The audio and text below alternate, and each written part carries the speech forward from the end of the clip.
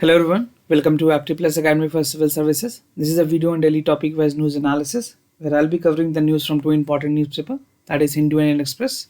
So I'll be covering the most important news of the day, and additionally I'll be supplementing the content with some relevant information that can help you in prelims and mains examination. So let's get started with the topic first. Today is 4th of February and these are the list of the topic for the day. The first is Parliamentary Committee fear over the DNA bill. The second important topic, US extend New START nuclear treaty. The third important topic, HAL get contract for the LAC deal. Second last, Iran rule out changes to the nuclear deal. And the last, it's toward sustainable development. So these are some of the important topic for the day. Apart from this, there would be MCQs question based on current affairs newspaper. The question will be both from the Indian Express and the Hindu. So make sure you watch this video till end so that you could practice some important question for the upcoming prelims examination. So without any further ado, let's get started with the first topic. That is Parliamentary Committee fear over the DNA bill. The news has been reported in Indian Express. And talking about the relevance of this article in the General Studies paper, it can contribute in General Studies paper 3 in science and technology development and their application in everyday life. So actually what has reported in the newspaper, like the standing parliamentary की जो standing committee है, so the standing parliamentary committee on science and technology, environment, forest and climate change, they have recommended that government should address the concern that was raised with regards to the DNA regulation bill. So this is DNA Technology Bill 2019 against the use and applications. And these include the creation of national database for the DNA profiles of the crime scenes, fear that community may be targeted. So इसमें कुछ बहुत important points जो standing committee है, parliamentary standing committee, उन्होंने कहा है कि अगर एक डेटाबेस तैयार होती है तो उसके बहुत सारे जो डेटा हैं उनके मिसयूज भी हो सकती है. So I will discuss that on the later part of the video कि क्या क्या कंसर्न्स स्टैंडिंग कमेटी ने बताए हैं. Now, these are some of the important concerns that was raised. So first, the number of members have expressed the concern about the DNA technology, जिसमें जो data accumulate की जाएगी या जो data basically collect की जाएगी, that can be misused or that can target a specific section of the society against their religion, their caste and political views. So this is something future repercussion can have with regards to the collection of data of the DNAs. Now, risk की अगर बात करें, so the national data bank जो होगी with regards to the crime scene of the DNA profile is likely to include virtual everyone, क्योंकि अगर आप किसी crime activities में एक तो सस्पेक्ट है, एक्यूज्ड है, विक्टिम्स है, उसके अलावा और भी जो लोग क्राइम सीन में होते हैं उनके भी डीएनए को गवर्नमेंट लेती है. तो इसमें ये कहा गया कि कहीं ना कहीं ये देखते हुए बहुत सारे ऐसे लोगों की डीएनए प्रोफाइलिंग कर ली जाएगी या डीएनए के डेटास गवर्नमेंट के पास होंगे जिसको बाद में रिलीजियस, कास्ट या पॉलिटिकल पॉइंट ऑफ व्यू से यूज़ किया जा सकेगा. That can be again miss used. Now, the committee is of the strong opinion that this would enable an ecosystem that would soon create and DNA profiling that is done in the manner that is full consistent with the letter and spirit of the Supreme Court judgment. तो Supreme Court ने already कहा है कि right to privacy is equally important with regards to the fundamental rights. और उस चीज़ के commitment को ध्यान में रखते हुए सुप्रीम कोर्ट के जजमेंट को ध्यान में रखते हुए गवर्नमेंट को सारी चीज़ें करनी चाहिए. Now, the bill could also be a problematic for particularly marginalized communities that include Dalits, Adivashi, religion and gender minorities. So, in General Studies paper 3 or General Studies paper 2, even in the case study paper, they can ask you a simple question कि what is your opinion on the recent DNA bill. So, आपको कुछ important points highlight करने पड़ेंगे exam में so that your answer become relevant. Now coming to the several revision of this bill, this is not for the first time. इसके लिए propose पहली बार जब हुई थी 2003 में. So the bill has gone through several revision, both the Department of Biotechnology and Law Ministry.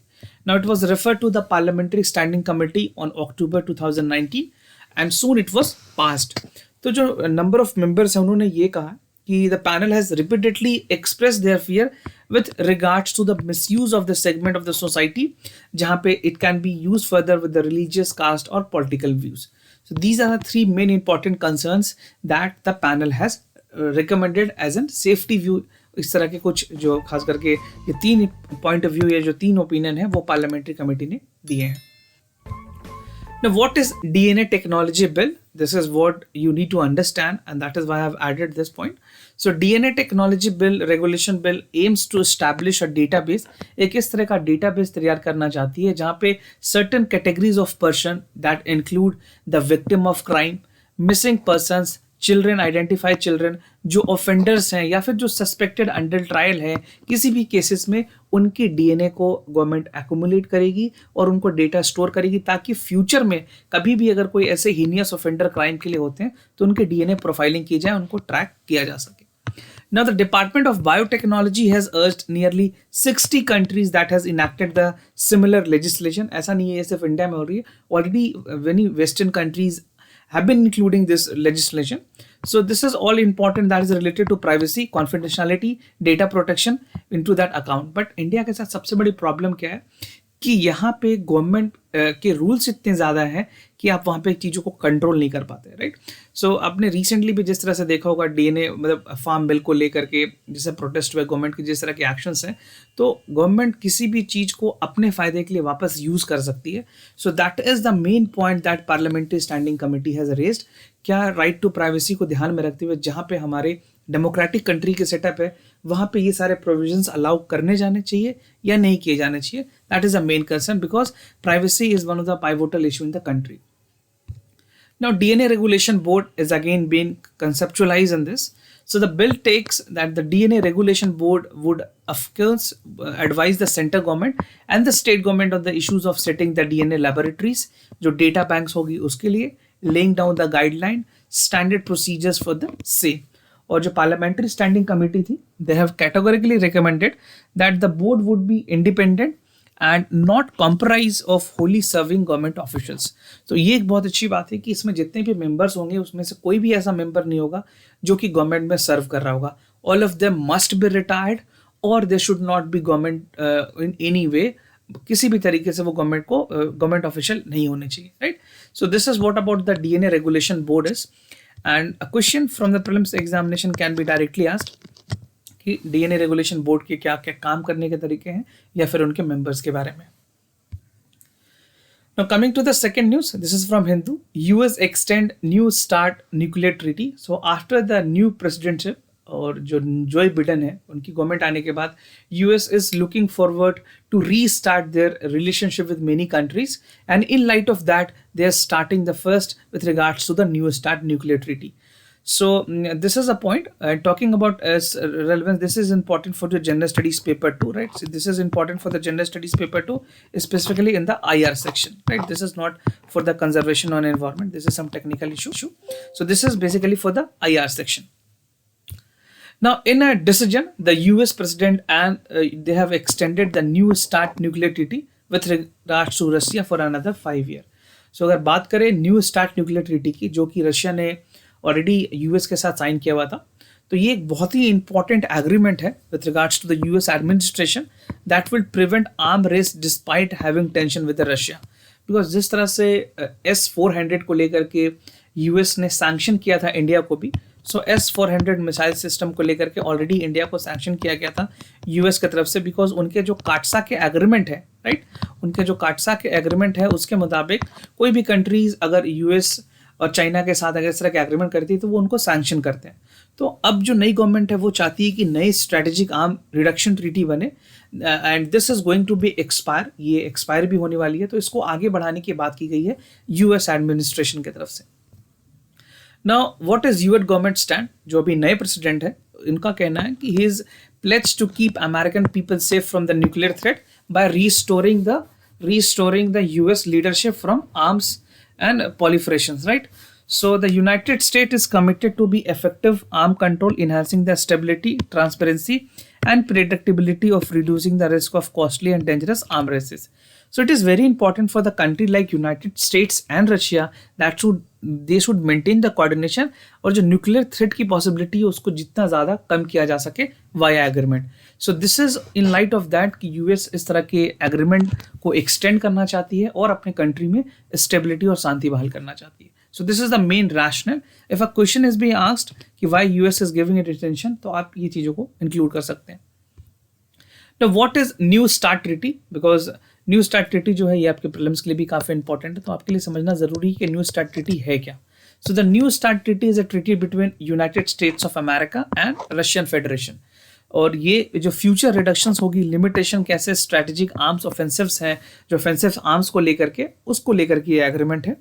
and it has entered into the force in February 2011. 2011 में इसको लाया गया था, और इसके सक्सेसर बेसिकली इससे पहले जो एग्रीमेंट थी यूएस और रशिया के बीच में, दैट वाज स्टार्ट फ्रेमवर्क 1991. सो उसको रिवैम्प करके न्यू स्टार्ट ट्रीटी को बनाया गया बाद में, new start treaty that has come up in 2011, and this was about to expire, right. ये एक्सपायर भी होने वाली थी, जिस वजह से इसको कंटिन्यू किया गया है. This is continue as a bytes pattern process verified by reducing the US and Russia strategic nuclear arsenal by both side. So this is a good start from US. I personally feel कि US ने जिस तरह से Russia को अपने साथ collaborate करने के लिए, या फिर अगर टेंशन ना बने दोनों कंट्री के बीच में, उसके लिए कोई एग्रीमेंट को फिर से स्टार्ट करने की बात की है. सो this would definitely maintain the peace between both countries, and it will further strengthen their bilateral relationship. Now coming to the other news, that is HAL get contract for the LSC deal. So this news has been reported in the Hindu, and this again can be important for your general studies paper 3, from government policies and intervention for the development in various sectors. So the news has come in light of 13th edition of Aero India. This has already been taking place in Bengaluru. So India Aeronautic Limited, जो हमारी HAL है, उसको contract दिया गया है कि they would manufacture 83 light combat aircraft Tejas for Indian air force at the cost of 48,000 crore rupees. And I already had a discussion about this news some days ago. So आप उसको भी देख सकते हैं, बट इसमें देखते हैं कि और क्या क्या इंपॉर्टेंट बातें कही गई है. So the government has planned to expend $130 billion on military modernization for next 7 to 8 years, because government is also looking forward कि इंडियन एयरफोर्स को जिस तरह से बढ़ाया जाए, उसके सर्विसेज को, उसकी कैपेबिलिटीज़ को, तो अल्टीमेटली ये जो मिलिट्री मॉडर्नाइजेशन है उसमें भी बहुत हद तक मदद मिलेगी. Now the ministry of defence has also urged the global defence companies to set up their manufacturing units, because this is the segment. अगर बात करें एरो इंडिया की, तो यहाँ पे बहुत सारे फॉरेन के कंट्रीज आते हैं. So what government do, that they want the foreign manufacturer to come to India and set up their manufacturing unit.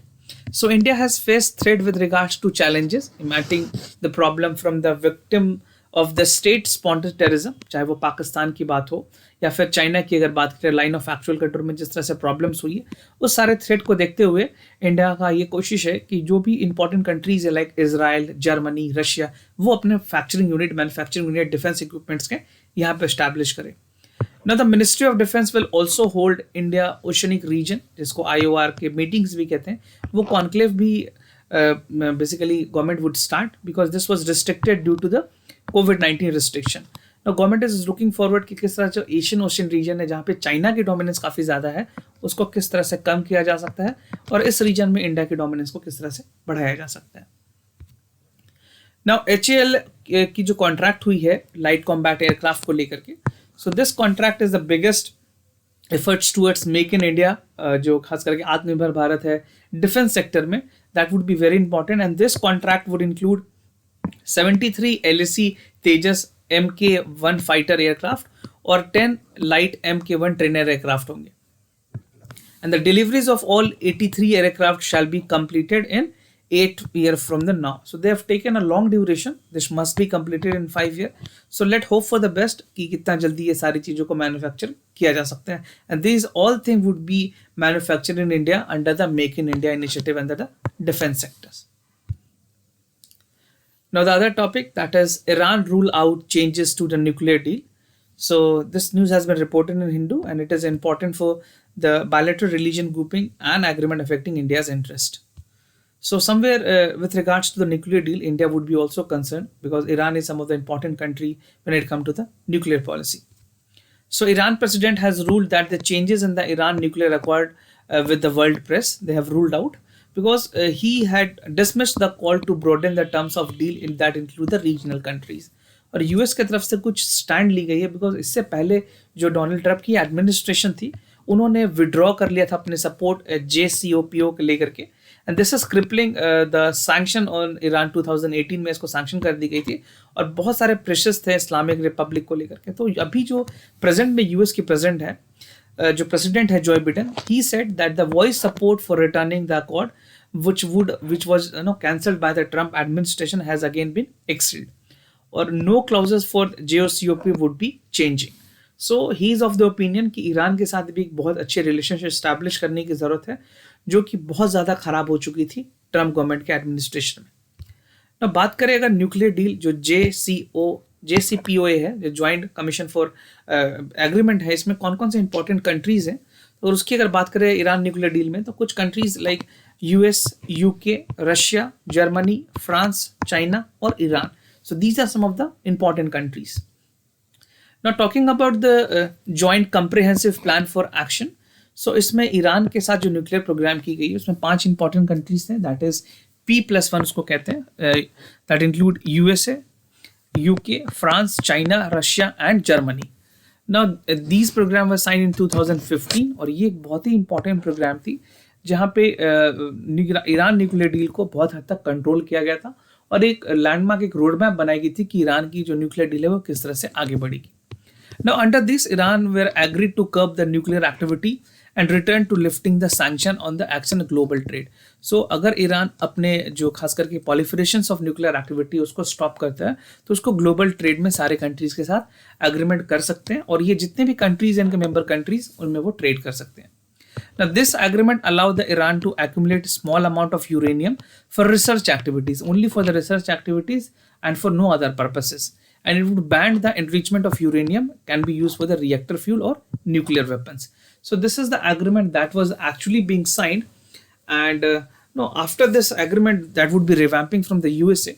This would be something would be very important for the Russia, खास करके अगर बात करें Iran के लिए भी, और उसके अलावा पूरे जो इसके मेंबर कंट्रीज हैं उन सभी के लिए ये एग्रीमेंट बहुत ही इंपॉर्टेंट होगी.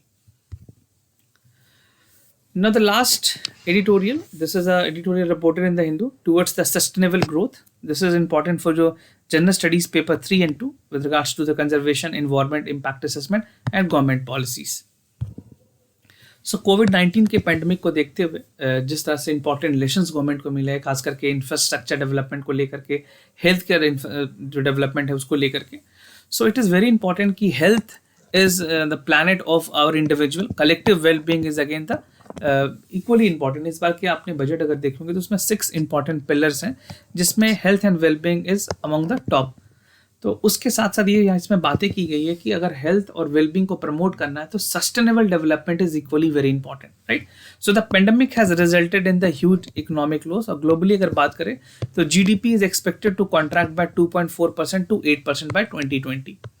And World Economic Forum has also estimated कि जो global cost है that would be dealing with the pandemic could be from 8.1 trillion to 15.8 trillion.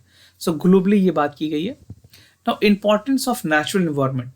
Now, apart from pandemic, now this is a time that we should be caring for our environment. So we need to recognize that there would be no economy without the natural environment. This is what which is mentioned in the editorial. And global studies ने ये कहा है कि जो ecological footprint जिस तरह से बढ़ रही है ह्यूमन की, उससे बहुत सारी प्रॉब्लम्स आई है. उसमें सबसे पहली प्रॉब्लम है decline in the wild life population, conversion rate of the natural ecosystem by other users, places of India among the countries experiencing highest rate of the negative change, or increase of vulnerability towards catastrophic like pandemic. So pandemic is also one of the reason of human ecological footprint. This is what the editor want to say with this editorial कि जिस तरह से human ecological footprint इतनी ज़्यादा बढ़ गई है वो भी एक कारण है पेंडेमिक बढ़ने का. बिकॉज आपने देखा होगा जिस तरह से चाइना में वेट मार्केट है, people have started eating non-vegetarian like bat, any other thing of animal which should not be eaten by the human. That is there. तो इंटरफेरेंस काफ़ी ज़्यादा है ह्यूमन और इन्वायरमेंट के बीच में, तो इस तरह के इंटरफेरेंस जो है वो कभी हद तक नेगेटिव भी हो जाती है. Now ग्लोबल रिस्क रिपोर्ट 2021 जो वर्ल्ड इकोनॉमिक फोरम है उसके मुताबिक, सो दिस इज लाइक 2021 के जो एस्टिमेट्स हैं, जो थ्रेट है उसके मुताबिक देखें तो 5 इंपॉर्टेंट थ्रेट बताई गई है. First is extreme weather, second is climate action failure, third is human environmental damage, fourth is infectious diseases and fifth is biodiversity losses, right. तो इन सारे इम्पैक्ट को किस तरह से, जो खास करके इन्फेक्शियस डिजीज हैं उस पर क्या एक्शन होनी चाहिए, ये गवर्नमेंट के लिए काफ़ी ज़्यादा इंपॉर्टेंट है इनिशिएटिव लेने की. And from the top to risk responder blind spot, climate action failure is and biodiversity loss. These are the 2 important जहाँ पे सबसे ज़्यादा चीज़ें नुकसान हो सकती है. बायोडाइवर्सिटी लॉस और climate action failure need to be taken the priority. ना biodiversity in ecosystem service index भी लॉन्च की गई थी स्विस री इंस्टीट्यूट के द्वारा. So this introduced the biodiversity and ecosystem index, और it was found that कि 20% जो countries हैं that include India have fragile ecosystem, and it also stated कि जो 55% of global GDP है that is spent on high functioning of diversity and ecosystem services. But despite of this fact, अगर sustainability of environment की बात करें तो अभी भी हमारे पास बहुत सारे ऐसे इंपॉर्टेंट एग्रीमेंट है, लाइक पेरिस क्लाइमेट चेंज है, अपने जो international national determined contribution intended national determined contribution, उनके टारगेट को पूरा करना इन्वायरमेंट की सस्टेनेबिलिटी की तरफ एक बहुत ही इंपॉर्टेंट डिसीजन होगा. Now, role of government, what government can do. So it is evident कि जो policy makers हैं, जो government है, they should be looking forward with biodiversity and ecosystem, किस तरह से इकोनॉमिक डिसीजन में उसको इंटीग्रेट कर सकें. And this will accelerate the transition of the fossil fuel based economy to sustainable, equitable, inclusive and development model. और जो world की गवर्नमेंट है that need to come up with the form of national accounting that is different from the GDP model, or new system to account the depletion of nature and natural resources. So natural resource की अगर deflection हो रही है तो उसको किस तरह से कंपनसेट किया जा सकता है, या उसकी एक नेशनल अकाउंटिंग कैसे की जा सकती है कि हर कंट्री को ये पता चले कि उस कंट्री ने कितना इन्वायरमेंट लॉस किया है, राइट, या कितना ज़्यादा प्रॉब्लम उसने इन्वायरमेंट पे किया है और किस तरह से उसको कंपनसेट कर सकती है. सो this is the audit that can be done on the part of each and every government. Now, way forward, the National Mission on Biodiversity and Human Wellbeing have been approved by the Prime Minister. और इसमें जो खास करके prime minister के जो innovation advisory council, उन्होंने ये schemes को ऑलरेडी अप्रूव किया था, national mission for biodiversity and human wellbeing. So this type of initiative is again a definite proactive role by the government of India. और over reaching objectives की अगर बात करें, so this would restore enhancing the biodiversity, it will also strengthen the sustainable use और generate करेगी thousand of green jobs for the Indian public, and this would appreciate the nature and associated cultures, right. खास करके वैसे inherited culture जो collectively environment के लेकर के काम कर रही है. इंडिया में बहुत सारे ऐसे एनजीओ है या फिर गवर्नमेंट की ऐसी इनिशिएटिव्स हैं जो कि ग्रीन रोड मैप या फिर ग्रीन फ्यूल की तरफ काम कर रही है. Now, this initiative is potential to enable India to play a global leadership in linking conservation with the tangible human well-being and the outcomes. So it is important green energy की तरफ promote किया जाए, organic farming को promote किया जाए, और at the same time एक road map बनाई जाए जहाँ पे इन्वायरमेंट को सस्टेनेबल तरीके से ग्रो किया जाए. खास करके हमने रिसेंट के टाइम में देखा है जिस तरह से फार्मिंग में यूरिया की कंजप्शंस बढ़ी है, या फिर ऐसे जहाँ पे सॉइल फर्टिलिटी की भी इम्पैक्ट हो रही है, उन सारी चीज़ों को ध्यान देने की जरूरत है, लोगों को अवेयर करने की जरूरत है, right. So this is something which you can write as an way forward in the examination. Now coming to the MCQs question of the day. So as you know that we tend to ask question from the current affairs. So the first question, the union government launched Swamita scheme for which of the following purposes?